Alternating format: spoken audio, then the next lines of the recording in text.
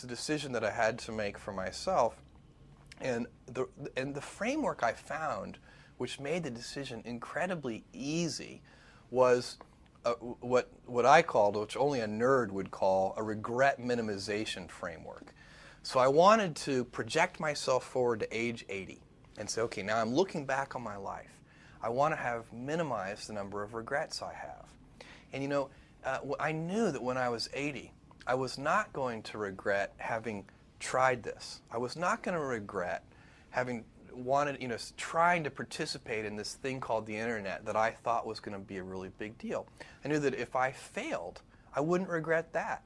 But I knew the one thing I might regret is not ever having tried. And I knew that that would haunt me every day. And so when I thought about it that way, it was an incredibly easy decision. And I think that's a very good, it's if you can project yourself out to age 80 and sort of think, what will I think at that time? It gets you away from some of the daily pieces of confusion. I left this Wall Street firm in the middle of the year. When you do that, you walk away from your annual bonus. And that's the kind of thing that in the short term can confuse you.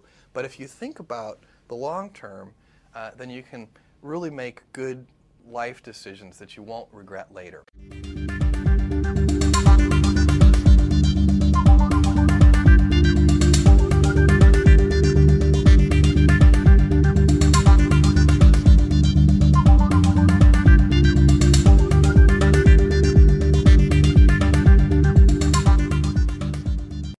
How can you achieve your dreams?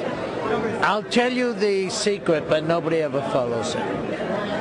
Just do things in life the way other people don't do them. Change the status quo, and then you'll succeed. I've said that 1,000 times, nobody listens.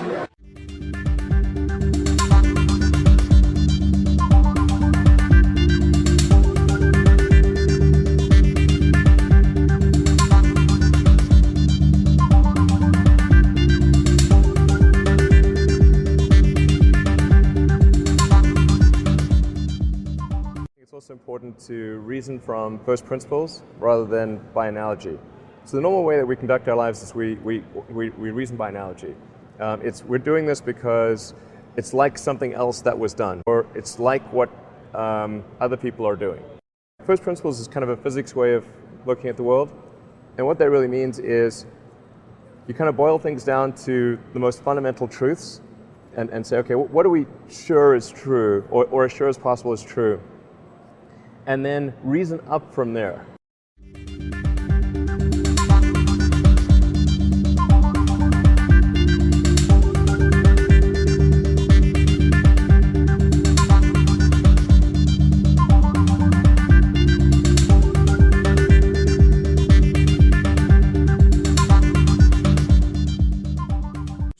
Most people believe that capitalism and competition are synonyms, and I believe they are antonyms. I believe that a capitalist is someone who's in the business of accumulating capital, whereas a world of perfect competition is a world where all the profits are competed away.